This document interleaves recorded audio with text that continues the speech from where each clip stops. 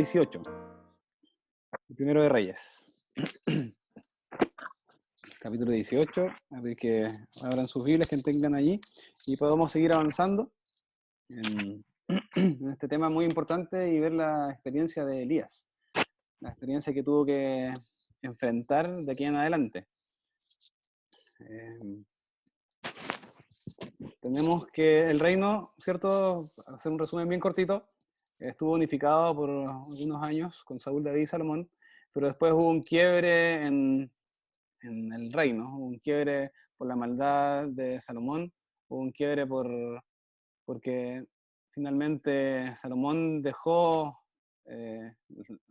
al Dios de su padre y se entregó, su corazón se fue a la idolatría por las mujeres que tuvo, y hubo una división del reino. Esto ya lo tienen claro, ¿cierto? Ujú.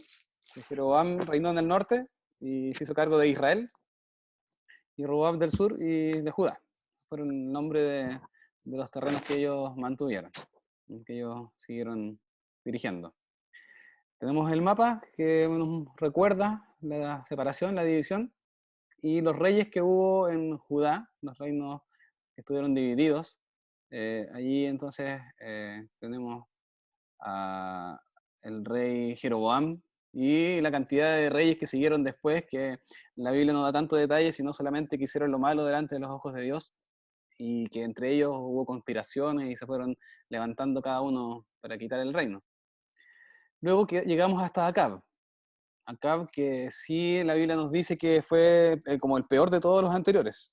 Y además se casó con una mujer que venía desde Siria, de las regiones del norte, y ahí entonces el rey Acab siguió gobernando en el pueblo de Israel.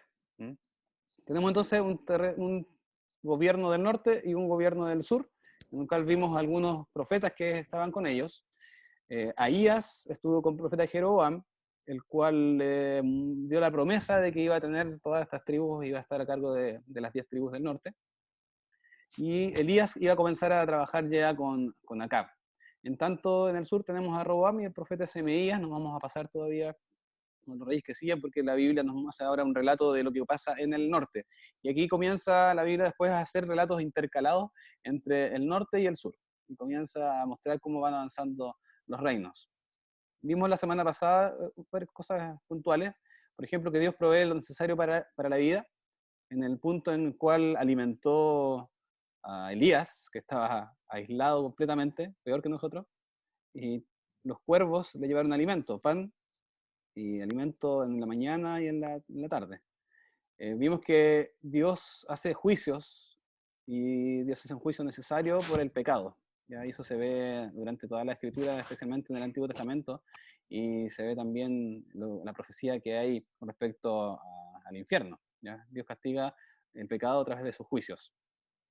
A pesar de todo lo que ocurra, Dios tiene un plan perfecto y sin duda nosotros vamos a tener pruebas o tribulaciones durante nuestra vida, pero nunca debemos olvidar que Dios es fiel. Eso es como un resumen de lo que vimos la semana pasada.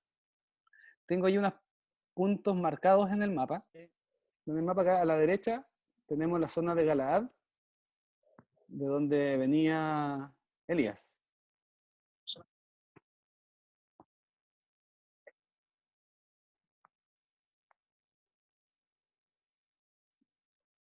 ¿Sí? Ujú.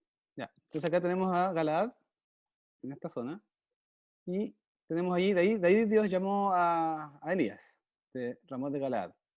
Y tenemos puntos importantes, por ejemplo, en Tirsa no está anotado, pero aquí fue él a presentarse a Elías, a decirle lo que iba a ocurrir, que iba a haber sequía, que iba a haber hambre, y se arranca el arroyo de Crit, pero ese arroyo finalmente se seca, y Dios lo envía a Sarepta, y ahí lo resguarda una viuda, que tenía un hijito. ¿Se acuerdan que Dios bendijo a su casa y se mantuvo con alimento? Pero finalmente el niño muere, y ahí veíamos la prueba hacia Elías, y Elías con mucha fe ora al Señor y Dios le da la vida nuevamente a ese niño. ¿Ya? De esta zona, acuérdense, de Sidón, era donde venía Jezabel, la mujer malvada, perversa, esposa de Acab. ¿Qué cosas hay marcadas acá? Samaria era el lugar donde estaba viviendo Acab, era el lugar donde él vivía, y Jezreel va a ser el lugar donde finalmente se arranca después Elías. Hay algo importante que está marcado acá, que es el Monte Carmelo, ya que queda cerca de la costa del Mediterráneo, y súper importante también recordar el arroyo de Sison. Ya, eso vamos a ver por qué pasa allí. Esos son lugares súper importantes geográficos, que dentro de la geografía bíblica es muy importante de recordar por los acontecimientos justamente que vamos a ver hoy. Entonces está Samaria, Jezreel, el Monte Carmelo y el arroyo de Sison. ¿Ya? Lugares súper importantes de recordar que lo vamos a ir mencionando como avancemos en la clase. Hoy vamos a ver, y este título le puse, Elías contra el mundo, porque eso fue lo que ocurre hoy. Elías se va a enfrentar está solo, prácticamente, y podemos pensar que humanamente Elías estaba solo, y eso es lo que hoy vamos a ver. Bueno, Elías, y tiene como título esta parte, es que se pone a disposición de Dios. Él es profeta de Dios, y a pesar de que él es un hombre con necesidades como todos nosotros, él se pone en las manos de Dios. Y pasó más o menos como 3 años, 3 años y medio, dicen los estudiosos, que pasó desde que Elías se va de la presencia de Acab y deja de llover, o sea, hay sequía.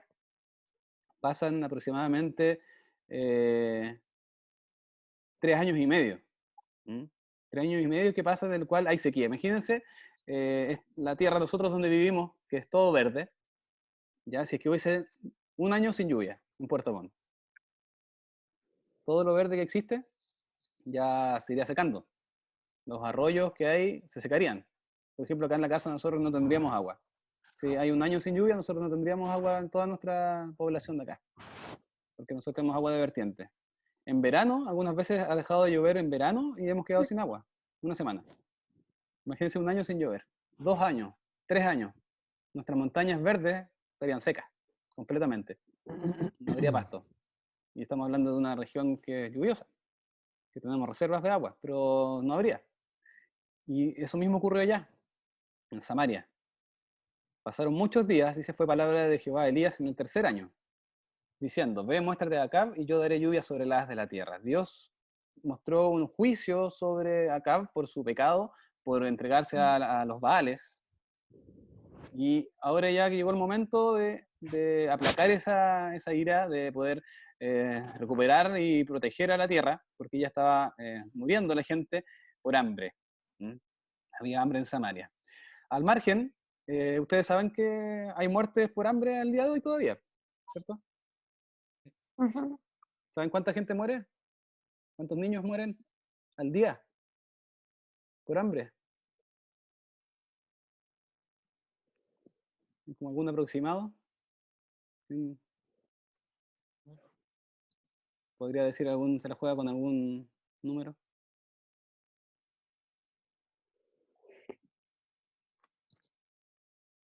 ¿No?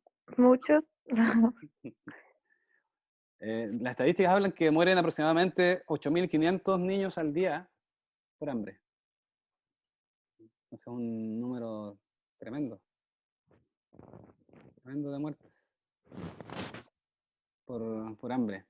Entonces, claro, el coronavirus causa sensación, pero naturalmente y normalmente, diariamente, muere mucha gente. Y eso es una realidad.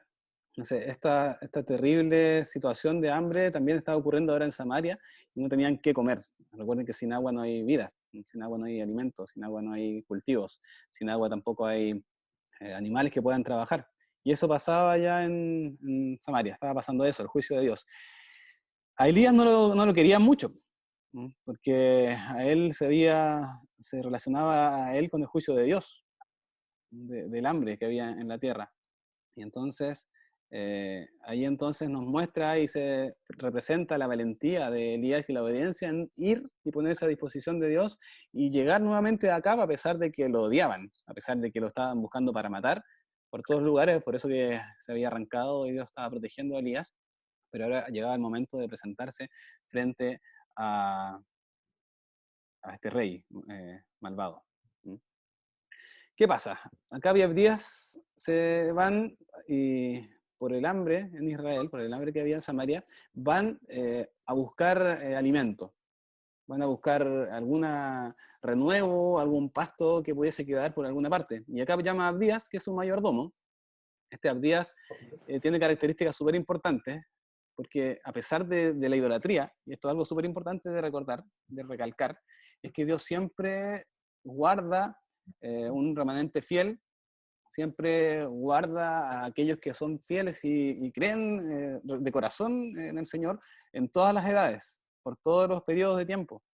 A pesar de que el pueblo de Israel estaba siendo gobernado por Acab y por Jezabel, igual Dios mantuvo la fidelidad en este hombre, en Abdías, y este hombre hizo algo súper importante. Versículo 4 lo dice, y está subrayado ahí: Jezabel fue la que se encargó de matar a todos los profetas de Jehová, y los perseguía, porque Jezabel servía a los profetas de Baal, entonces mataba a los profetas de Jehová. ¿Y qué hizo Abdías? Ocultamente, escondido, tomó a 100 profetas y los escondió de 50 en 50 por cuevas. Y a esto los mantuvo con alimento. Fíjense el trabajo que él hacía. Ya el riesgo de esconderlos. Primero, ir en contra de Jezabel, ir en contra de los profetas de Baal. Y segundo, a pesar del hambre que había, de la poca cantidad de recursos y alimentos, hizo el trabajo de sustentarlos con pan y agua. Entonces, Abdías igual fue muy fiel, pero se mantenía en oculto, porque él estaba al lado del rey, al lado de Jezabel. Era algo muy peligroso que él hizo.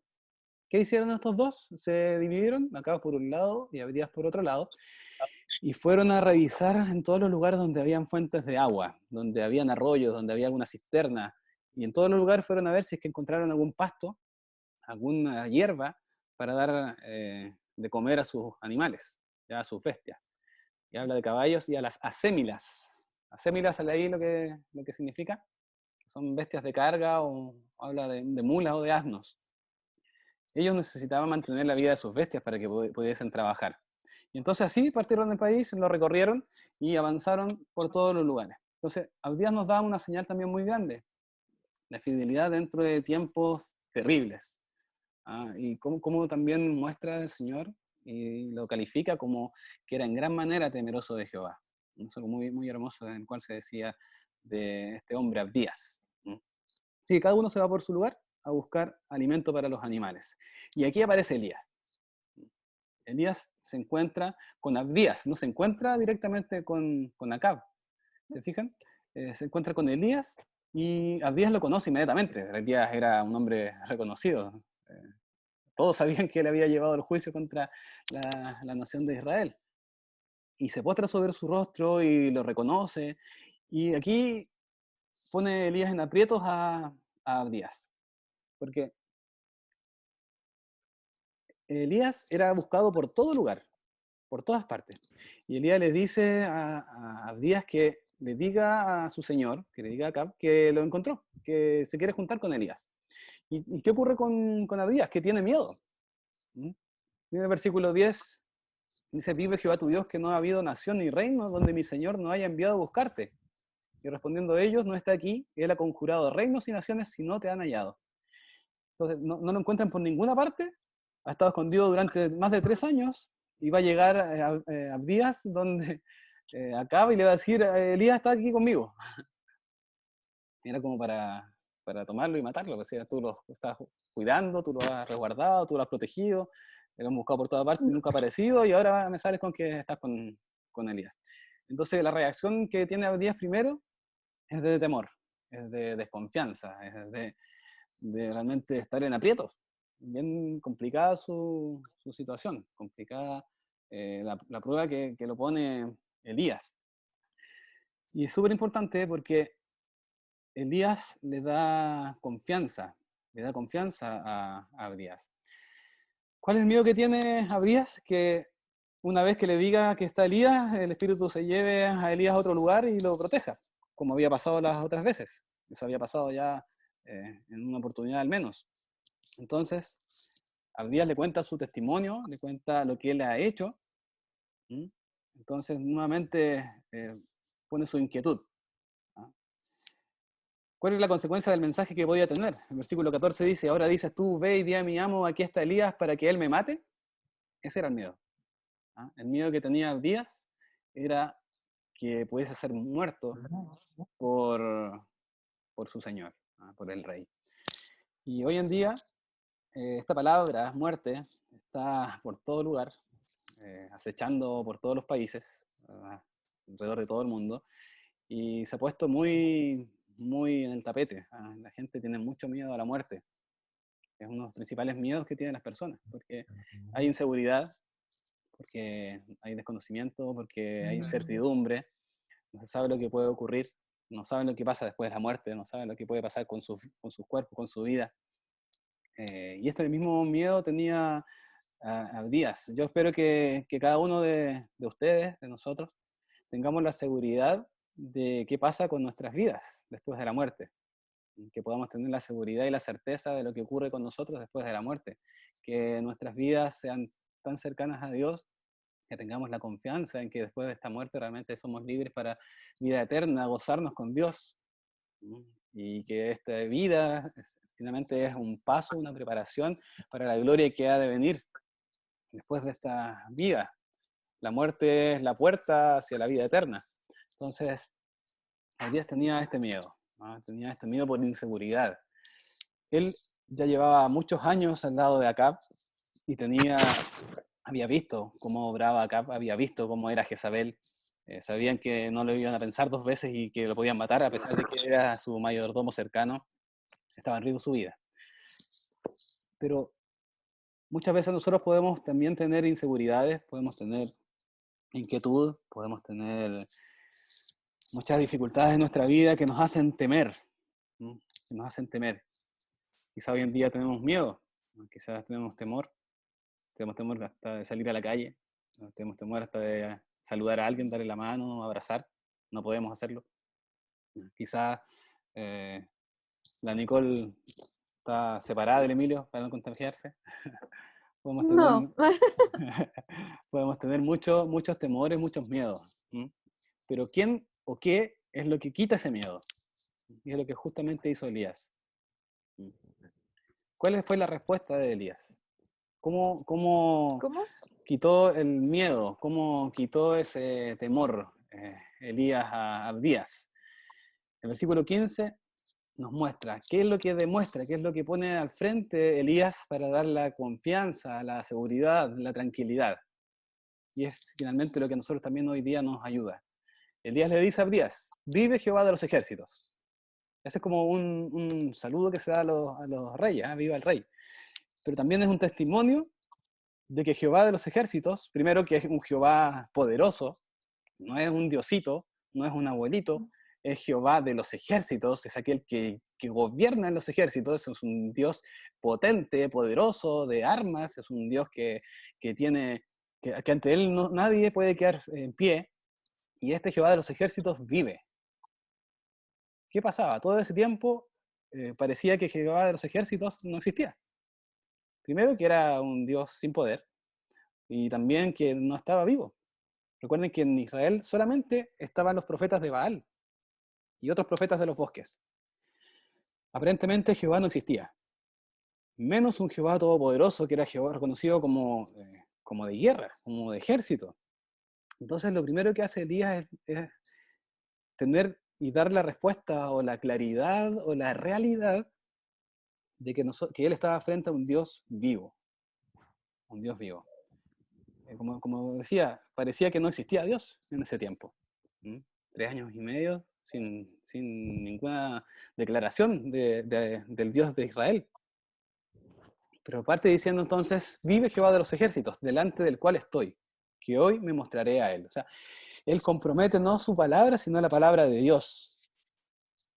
Y eso fue suficiente para dar la seguridad a Abdías. Vive Jehová de los ejércitos. Entonces Abdías fue a encontrarse con Acab y dio el aviso, y Acab vino a encontrarse con Elías. O sea, solamente la seguridad en la palabra de Dios la seguridad de la existencia de Dios, la seguridad de la realidad de Dios, es la que produce el cambio en las vidas. Abdías cambió completamente. Él tenía miedo, estaba horrorizado de que podía ser muerto en manos de Acab si llevaba ese mensaje, que era algo muy sencillo, pero conllevaba algo muy peligroso. ¿Cómo fue el cambio entonces? Que allí Acab, o sea, Abdías tiene la valentía de poder seguir adelante, de poder eh, buscar a Dios, de poder cumplir la voluntad del Señor, por su experiencia, por su realidad, por su eh, comprensión y reconocimiento de la existencia de Dios. Y eso es una enseñanza que podemos ir tomando ya para nosotros, en el cual debemos recordar. Quizá este tiempo nos ha servido para meditar mucho, ¿no? Los tiempos de casa, de estar encerrados. Yo espero que sea así, que tengan tiempo de meditar, no solamente darle vuelta al teléfono, solamente ver quizás las redes sociales, o dormir, o no sé, hacer sus tareas. Espero que tengan tiempo de meditar y que pareciera ser que Dios no está. ¿No? Pareciera ser que Dios no está en esta situación que está pasando en el mundo. Pero eso mismo ocurrió quizás en esos 3 años y medio. No sabemos cuánto tiempo va a pasar en que pase este virus, esta pandemia terrible. Pero una cosa sí estamos seguros, que Dios está vivo. Que Jehová es este mismo Jehová todopoderoso, que gobierna todo y que Él vive.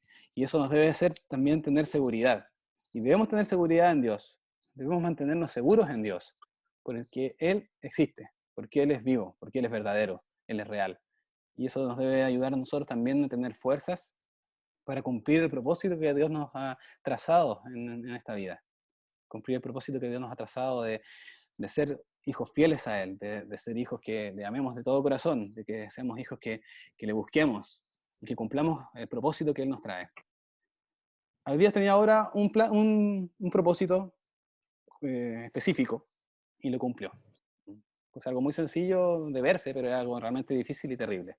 Pero él lo cumplió porque ahora tuvo seguridad y cambió su vida en la seguridad que solamente Dios puede dar, que Dios puede dar al corazón. Y aquí se juntan. El día igual debe haber estado, yo creo que con dificultad, quizás un poco de temor, no nos dice nada la Biblia, pero es humano en saber si te encuentras con la persona, uno de los peores, de los más malos, de que te estaba buscando para matar, tener algún tipo de temor. ¿Y qué ocurre? Acab vio a Elías y de inmediato lo enfrenta y le enrostra y pone sobre él esta responsabilidad y todo lo que ha ocurrido y le dice, ¿eres tú el que alborotas a Israel? Viene inmediatamente el juicio sobre este profeta. Fíjense cómo le atribuye, y este era el sentimiento que tenían ellos, le atribuye a Elías lo que estaba ocurriendo en Israel. Le atribuye a Elías eso. Este problema, este drama que estaban viviendo, esta agonía que estaban viviendo por estar en hambre, por estar en necesidad, por estar sin tener nada que comer, sin tener animales, sin tener alimento, se lo atribuye y se lo achaca a Elías. Y esto es ceguedad completa. Y muchas veces también el mundo achaca a Dios muchas cosas. Y trata de echarle la culpa a Dios de muchas cosas que pasan en la vida. Y la gente no se da cuenta que muchas veces es por causa de su pecado, que tiene el justo juicio de Dios o el castigo o las consecuencias que tiene la gente, una consecuencia necesaria del pecado, que trae las consecuencias y que el pecado finalmente es lo que nos hace el daño. Por ejemplo, cuando ocurre en los tiempos de Noé, Dios muestra su juicio con todas las naciones, pero ¿por qué? Por el pecado del hombre, por la maldad del hombre, por apartarse de Dios. Y lo mismo había ocurrido ahora con Israel. Y por eso le responde con mucha claridad, le responde Elías con firmeza. Y le dice a Acab, yo no he alborotado a Israel. sino tú y la casa de tu padre. Tú y la casa de tu padre, dejando los mandamientos de Jehová y siguiendo a los Baales. Ese era el corazón del asunto. Muchas veces nosotros también reclamamos a Dios y decimos, nos ha abandonado, ¿por qué me pasa esto? ¿Por qué me estoy viviendo esta situación? ¿Por qué tengo problemas en el matrimonio? ¿Por qué tengo problemas con los hijos? ¿Por qué tengo problemas en los estudios? ¿Por qué tengo problemas en mi casa? Y muchas veces la raíz de todo eso está no en Dios, sino en mí, en nosotros mismos. Porque abandonamos a Dios, porque dejamos sus mandamientos, porque nos preocupan más otras cosas que Dios, porque ponemos más nuestro corazón en otras cosas que en la palabra de Dios, porque nos concentramos más en cumplir otras cosas a hacer realmente la voluntad de Dios. Y eso es lo que pasó claramente aquí. Acab escucha y acepta este juicio de Dios y cómo lo enriela realmente Elías. No soy yo quien alborota a Israel, eres tú mismo, es la casa de tu padre.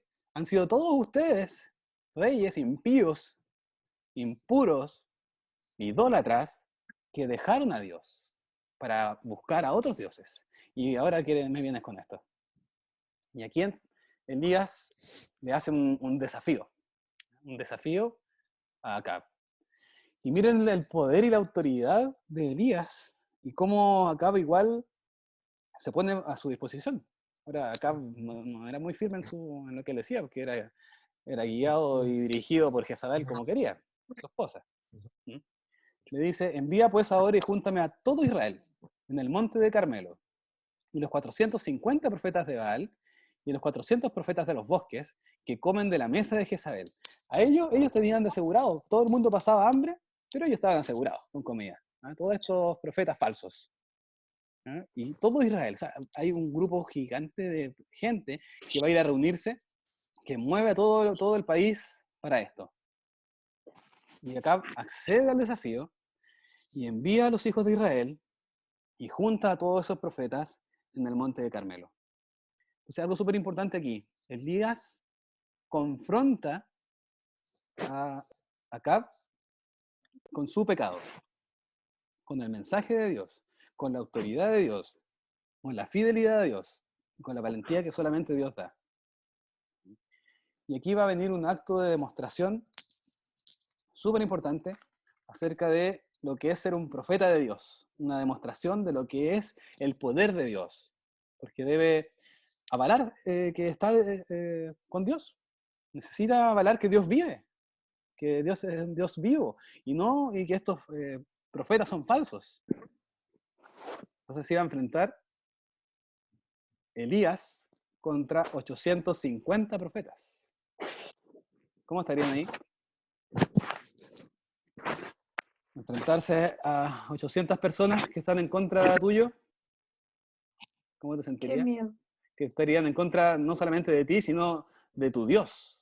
O sea, porque uno puede velar por mí y decir, ya, yo soy Daniel Matamala, ya, y por mí mismo, entonces debo defender mi familia y mi nombre, pero ¿estarías dispuesto a enfrentarte a otras personas por el nombre de Dios, de tu Dios, frente a 800 personas?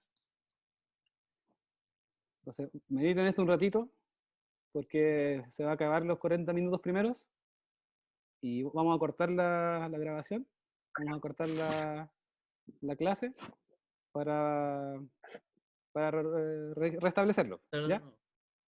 Vamos a partir ahora de esta misma presentación, esta diapositiva. Así que voy a cortar la reunión, porque terminaron los primeros 40 minutos y nos reincorporamos, ¿ya? Así que vamos a cerrar y ustedes se vuelven a conectar.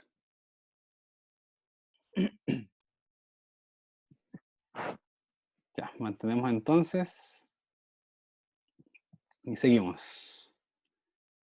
Bien, entonces decíamos que cómo es enfrentarse a 850 profetas. No era cualquier persona, no se estaban enfrentando a hombres comunes y corrientes, se estaba enfrentando a un grupo de personas que han destruido a muchas personas, que han llevado a todo el pueblo a ser idólatras, que han llevado a todo el pueblo a ser infieles al Señor. Entonces, es algo terrible. ¿Ustedes saben lo que hacían los Baales? ¿A qué se dedicaban los profetas de Baal? ¿Cuáles eran sus cultos? ¿Qué era lo que hacían? Sí, sacrificaban niños. O sea, a esos profetas sacrificaban niños en sus actividades, en sus cultos. En sacrificios de personas, de humanos y de niños en específico. Tenían imagen de su profeta en el cual tenían que besarla. Se postraban y besaban su imagen. Y también estaban llenos de inmoralidad de carácter sexual. ¿Ya? También hacían dentro de sus cultos cosas pero terribles y moralmente sexuales. Y era reconocido el Baal como dios de la destrucción. Dios de la destrucción. Entonces, a ellos se enfrentaba Elías. Y por eso puse como el título Solo contra el mundo. ¿Ah? Finalmente, con Dios nunca estamos solos, pero eso es fácil decirlo, o muchas veces suena incluso como una frase cliché, porque hay que tener realmente la conciencia de Dios, hay que realmente tener la conciencia latente de que Dios existe, o si no, realmente estamos como solos. Físicamente no lo vemos, pero si no tenemos una comunión íntima con Dios, realmente estamos solos. Para que tengamos a Dios latente, fuerte, firme en nuestras vidas, debemos tener una comunión íntima con Él. Y ahí realmente no estamos solos, ahí realmente estamos con Dios, ahí Él está siempre con nosotros. Pero si estamos alejados de Él, realmente pareciera ser que estamos solos. Necesitamos más de Dios para esto. Y entonces se enfrenta y confronta nuevamente el pecado de esta gente, ¿ah? Y desafía a todos estos profetas. Imagínense la valentía, ¿no? La patudez, podríamos pensar, pero la valentía de Elías para mostrar que era un verdadero profeta y más que todo demostrar que el verdadero Dios era Jehová. Pero hay un versículo que se interpone y es como un paréntesis dentro de esto que pasa, que vamos a hacer. ¿Qué es lo que ocurre? Primero, ver que el Monte de Carmelo, para que ustedes lo conozcan, es importante de geografía, si se fijan atrás se ve la puesta de sol, porque es un monte que queda a orillas del mar Mediterráneo. Pues imagínense algo hermoso, algo precioso, maravilloso. Era reconocido como jardín de árboles frutales o jardín de fruta porque siempre era verde, excepto en ese tiempo. En ese tiempo recuerden que había sequía. Y en toda la Biblia, cuando ustedes lean, que se haga alguna referencia al Monte Carmelo, se habla acerca de él como símbolo de belleza, de fertilidad, de majestad, de prosperidad, de felicidad. Incluso se utiliza mucho en el libro del Cantar de los Cantares. De una forma poética se describe acerca del Monte Carmelo porque allí era un lugar que, como está cerca de la costa, el rocío nunca faltaba, siempre había agua que podía mantener con vida, y en la época de flores se habla de un lugar que parece como un vestido lleno de flores, este Monte Carmelo, o sea, reconocido por su belleza, reconocido por su fertilidad. ¿Ah? Y lo hermoso que es un monte que tiene unos 550 metros de altura sobre el nivel del mar, y allí está ocurriendo esto, ¿ya? Pero piensen que en ese tiempo estaba todo seco, ¿ah? No había agua, recuerden que no había llovido por mucho tiempo. Bueno, el versículo 21, yo quiero que nos centremos acá un momento, porque es súper importante lo que ocurre. Se acerca Elías a todo el pueblo. Recuerden que se acerca a la gente, están los profetas de Baal, pero se dirige al pueblo.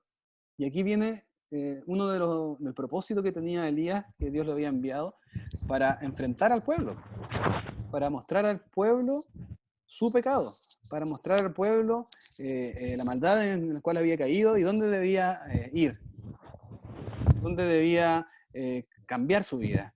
Y les pregunta, ¿hasta cuándo claudicaréis vosotros entre dos pensamientos? ¿Hasta cuándo claudicaréis entre dos pensamientos? ¿Qué es claudicar? Dudar. Dudar, ¿sí? El término en sí mismo habla de acabar por ceder ante la presión o tentación. Es como intermitencia, es como un rato sí, después para, y después no, y después sigue. como ambigüedad. ¿Mm? Entonces, ¿cuál es el sentido de que muestra acá? Lo que sigue diciendo después de la pregunta. Si Jehová es Dios, seguidle. Y si Baal, id en pos de él. Y el pueblo quedó mudo. No tuvo respuesta. ¿Por qué? Porque esta es claudicar. Es una vida dual, es una vida ambigua, es una vida en que sigue a Jehová y sigue a Baal. Eso estaba ocurriendo con estos israelitas. En algún momento se acordaba de Dios y Dios, Jehová era su Dios. Pero en otros tiempos venían los profetas de Baal y los seguían a ellos. Sacrificaban niños, hacían cosas asquerosas, terribles, sexuales, iban en pos de Baal. Entonces no había determinación, no había definición en sus vidas. ¿Sí? Había ambigüedad. Y entonces lo que le está diciendo Elías es: definan. ¿A quién van a seguir? ¿A quién van a buscar? ¿Quién será su Dios? No pueden estar viviendo con Dios y con Baal. No pueden servir a los dos. Tienen que tomar una determinación. Eso les dice Elías. Entonces es algo súper importante que el pueblo no dijo ni una palabra, no tuvo nada que decir, porque ellos claramente, esa era su realidad, esa era su condición. Y este era el cuestionamiento. No puede estar un tiempo con Dios y un tiempo con Baal, porque Dios es uno solo, y a Él deben seguir. Y si van a seguir a Baal, sigan a Baal y sigan a Él, pero no pongan a Dios dentro de su camino, porque eso es peor. Fíjense que es peor tener esta dualidad, tener esta claudicación de dejar a Dios por un lado y seguir a otras cosas. Es peor que estar solamente sirviendo al pecado, a Baal, en este caso. ¿Mm? Y eso es lo que hace el cuestionamiento hacia el pueblo de Israel. ¿Mm? Y yo quiero que este mismo cuestionamiento lo hagas tú. El Señor nos dice también a nosotros esto. Recuerden que la Escritura tiene un tiempo literal, que es el momento en el cual fue escrito para Elías, para el pueblo de Israel en ese tiempo. El pueblo de Israel tuvo acciones y determinaciones con lo que Elías les dijo. En ese entonces, hace 900 años antes de Cristo. Pero también nos habla ahora a nosotros su palabra. Nos habla a nosotros su palabra y nos dice, y te dice a ti, ¿ah? ¿A quién sirves? ¿Ah? ¿A quién estás buscando? ¿Tienes esta ambigüedad? ¿Tienes esta dualidad? ¿Sirves a Jehová y también a Baal? ¿Sirves a Jehová y también al mundo? ¿Sirves a Jehová y también a tus deleites, a tus deseos carnales? ¿Sigues a Jehová y también a tus deseos del mundo? Y yo puse dos versículos que nos habla acá. En Lucas, que lo reitera también en Mateo, dice: ningún siervo puede servir a dos señores. Ningún siervo puede servir a dos señores. No podemos tener dos jefes, porque no podemos responder bien a los dos. No podemos servir a dos señores, no podemos estar bajo dos señoríos, porque o aborrecerá al uno y amará al otro. No hay opción de amar a los dos de la misma forma. No se puede. O sea, llegará al uno y menospreciará al otro. Y termina diciendo ese pasaje: no podéis servir a Dios y a las riquezas. No podéis servir a Dios y a otro Dios. No puedes servir a Dios y a otras cosas que pones en primer lugar en vez de Dios. Entonces eso es algo muy real y muy cierto también para nosotros el día de hoy. Apocalipsis, este es el último capítulo de la Biblia. Fíjense, Apocalipsis 22 es el último capítulo de la Biblia y nos dice también: el que es injusto, ¿qué dice? El que es injusto. ¿Ven ahí o no? Lo que dice el versículo. Dice: sea injusto todavía. Y el que es sucio, ensúciese todavía. No, si quieres ser sucio, ensúciate, está diciendo. ¿Ah? Pero ¿qué pasa con el que es justo? Sea todavía justificado. El que Dios ha declarado justo. No habla de justicia moral o de alguien que pueda tener un buen comportamiento. El que Dios ha declarado justo, aquel que ha creído en Cristo como su Salvador, sea justificado. Manténgase justo. Y el que es santo, se mantenga en santificación. No hay término medio. No puede haber dualidad de vida. No puede haber un ratito en el mundo, un ratito con Dios. Ahora ni siquiera podemos ir al templo para decir somos cristianos en el templo. ¿Ah? Estamos en el mundo todo el día. Estamos en nuestra casa, estamos en otros lugares, ni siquiera vamos al templo. ¿En qué momento somos cristianos entonces? Esto es algo súper importante y trascendental para nuestras vidas. Si somos de Dios, Si somos de Jehová, debemos ser justos, somos justificados, pero debemos buscar la santidad, debemos apartarnos del mal. Y si somos de Baal, si somos del maligno, si somos del mundo, debemos buscar la riqueza, las cosas del mundo, la injusticia, la suciedad y mantenerse en ello. Pero andar transitando entre Dios y el mundo realmente no es algo que a Dios le agrada. Aquí hay que tomar definiciones. Y el que el Señor nos dice, si nos ha salvado, debemos entonces buscar a Jehová. Debemos buscar la justicia de Dios. Debemos buscar la santidad. Debemos aferrarnos a Él. No podemos estar yendo y viniendo. No podemos entrar al mundo, disfrutar del mundo, gozar de los deseos del mundo, de nuestros deseos carnales y volver a la comunión con Dios y estar así jugando por periodos de vida.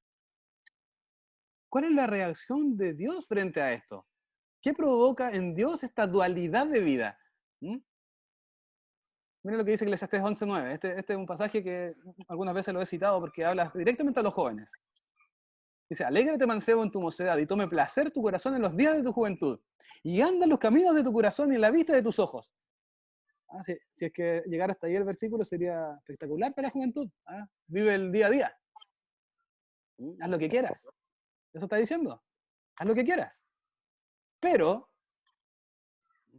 más sabe que sobre todas estas cosas te traerá Dios a juicio.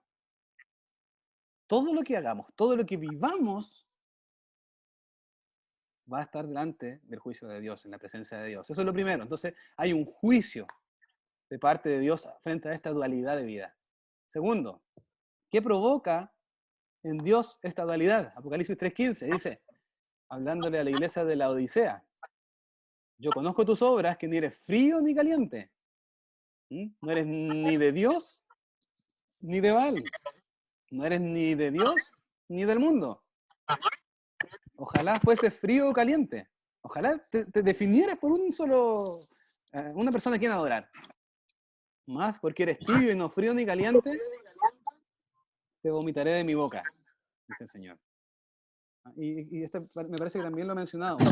Cuando habla de te vomitaré de mi boca, es el sentido del griego, es la sensación de asco, de repugnancia, de náusea, antes de vomitar. Lo que provoca el vómito es esa repugnancia, esa asquerosidad que uno siente. Eso es lo que provoca en Dios si somos tibios. Si no nos dirigimos netamente 100% y buscamos al Señor de todo corazón. E incluso en Isaías 1 dice, vuestras lunas nuevas y vuestras solemnidades tienen aborrecidas mi alma, me son gravosas. Cansado estoy de llevarlas. Cuando extendieres vuestras manos, yo esconderé de vosotros mis ojos. Asimismo, cuando multiplicareis la oración, yo no oiré. Llenas están de sangre vuestras manos. O sea, aislamiento de Dios, separación de Dios, Dios no escucha, Dios no recibe, no acoge, provoca juicio y repugnancia delante de Dios, este tipo de vida dual que da a aquellos que no se entregan al Señor de todo corazón. Por lo tanto, nosotros también, hoy, debemos analizar nuestras vidas y ver cómo estamos, y ver si realmente estamos en los caminos del Señor, ver realmente si estamos centrados en alabar y glorificar a Dios, o estamos también acercándonos al mundo, estamos también yéndonos al mundo en infidelidad al Señor. Y es tiempo de hacer lo que Dios nos dice. ¿Qué acción? ¿Qué determinación? Lo reitera muchas veces. En Apocalipsis mismo dice a la Odisea, yo reprendo y castigo a los que amo. Se puede celoso y arrepiéntete. Tenemos la opción, tenemos la oportunidad. Si somos verdaderos hijos de Dios. Este versículo de Apocalipsis 3 se lo está diciendo a una iglesia, le está diciendo a la iglesia de la Odisea, ustedes arrepiéntanse. Estoy a la puerta y llamo. Si alguno oyere mi voz y abriere la puerta, entraré a él, cenaré con él y él conmigo. Sí, tendremos nuevamente esta comunión, le está diciendo. Si tú te arrepientes de estas cosas, nuevamente estaremos juntos, estaremos nuevamente unidos, nuevamente tendremos esta intimidad para mantenernos juntos y estar gozosos, felices, juntos. Isaías termina también ese pasaje del capítulo 1 diciendo, lavaos, limpiaos, quitad la iniquidad de vuestras obras delante de mis ojos, dejad de hacer lo malo. Está ahí la solución, tenemos la solución en nuestras manos. Dios quiere que nosotros nos acerquemos más a Él. Dios quiere que dejemos el mundo y podamos acercarnos a Dios en humildad, acercarnos a Dios en amor, acercarnos a Dios en comunión con Él, en su misión. Y este cambio se produce a través del arrepentimiento, en el cual Dios transforma nuestro ser y nos ayuda nuevamente a acercarnos a Él con un corazón limpio, con un corazón puro, con un corazón que se aferre a Él, lo busque, lo ame completamente y de corazón. Yo creo que este tiempo es muy importante, aprovechando que estamos en la casa, aprovechando que hay menos trajín, que hay más tiempo de analizar, más tiempo de estudiar la Biblia o de estar en la quietud con nosotros mismos. Meditar en nuestros caminos, meditar cómo estamos nosotros. El pueblo de Israel es una sombra de lo que somos nosotros. El pueblo de Israel es una alegoría de nuestras vidas. Se muestra en él lo mismo que ocurre con nosotros. Y Dios nos insta y nos llama a cambiar, a arrepentirnos.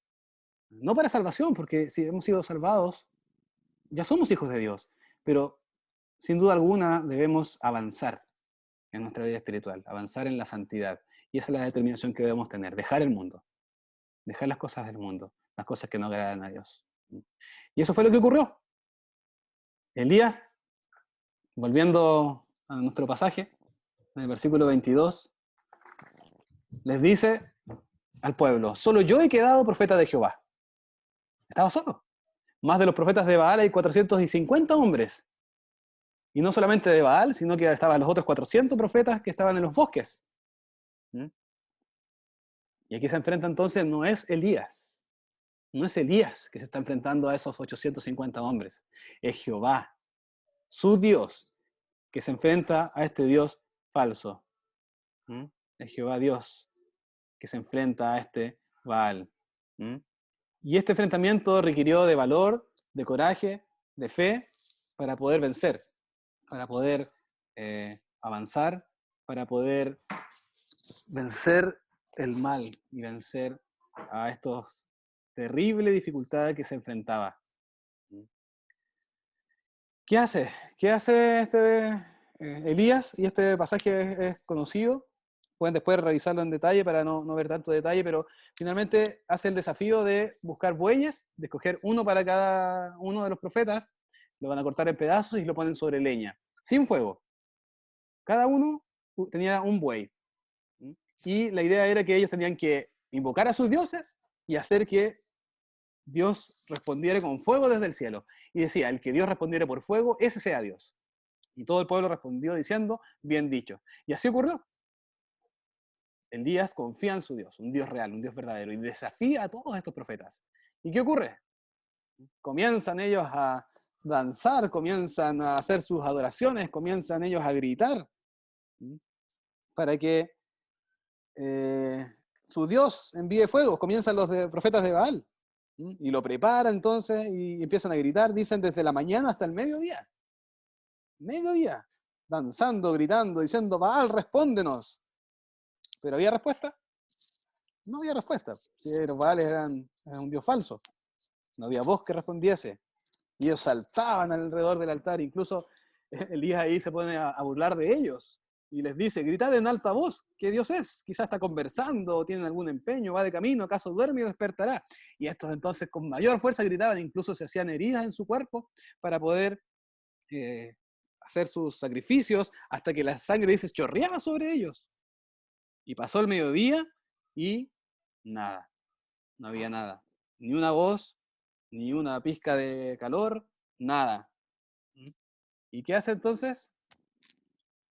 Llegó ahora Elías, pone su buey, dice que hace un surco alrededor, los llenos de agua, y viene ahí lo que dice este pasaje, el sacrificio de Elías.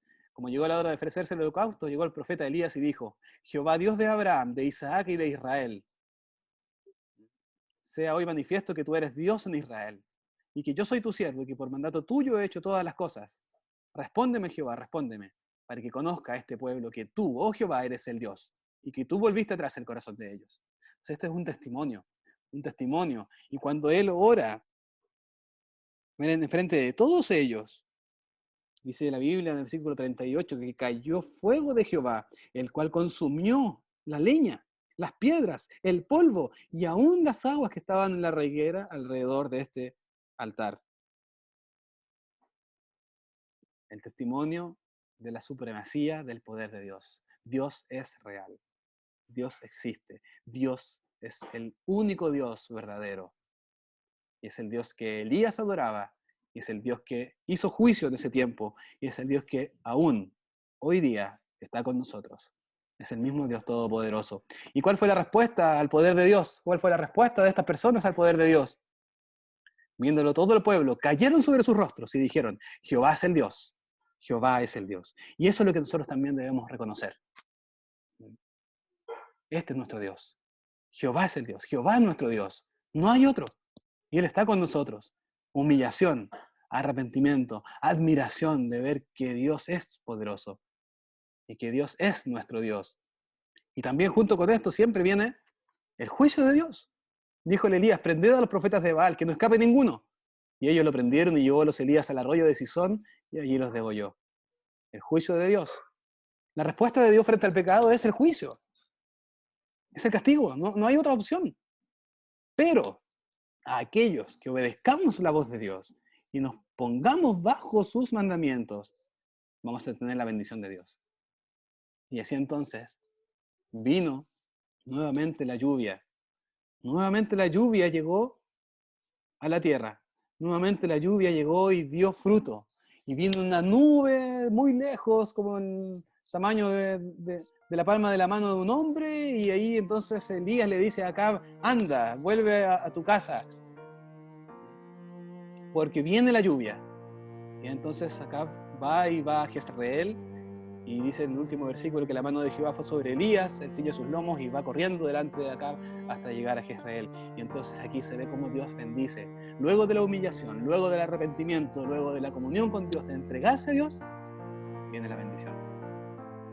Y eso es lo que necesita nuestra nación. Y eso es lo que necesita nuestra vida. Que nos acerquemos a Dios en reconocimiento de su poder, en reconocimiento de su autoridad, en reconocimiento de quién es Dios. Nos humillemos delante de Él, reconociendo nuestro pecado y arrepintiéndonos de nuestro pecado y pidiéndole perdón por nosotros, pidiendo perdón por nuestra nación, para que el juicio de Dios sea levantado, para que la bendición de Dios podamos disfrutar de su bendición para nuestras vidas. ¿Qué quieres para tu vida? ¿Qué buscas para tu vida? ¿Cuál es el propósito para tu vida? ¿La bendición o el juicio? ¿Qué prefieres? ¿La bendición de Dios o el juicio de Dios? Bueno, están en tus manos.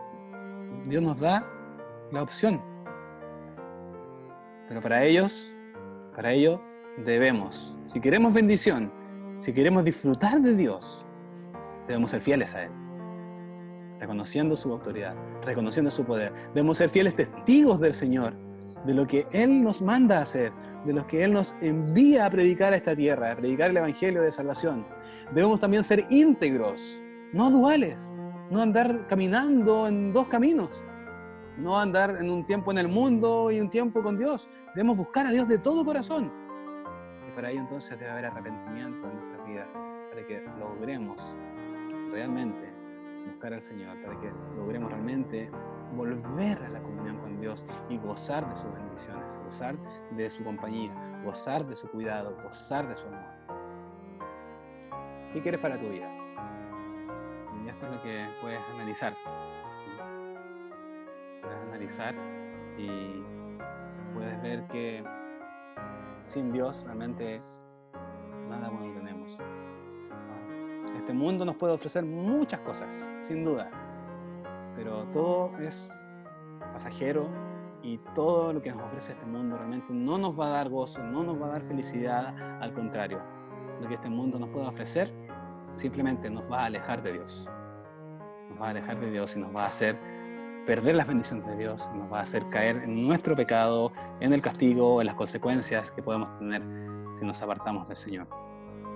Y yo espero que Que Dios nos ayude, que Dios nos bendiga para que podamos tomar una determinación en nuestras vidas, que este tiempo de meditación, que este tiempo de soledad, que este tiempo de reflexión que podamos tener en nuestros hogares nos lleve realmente a cambiar, nos lleve realmente a buscar lo precioso, lo valioso de esta vida, que es solamente nuestro Dios.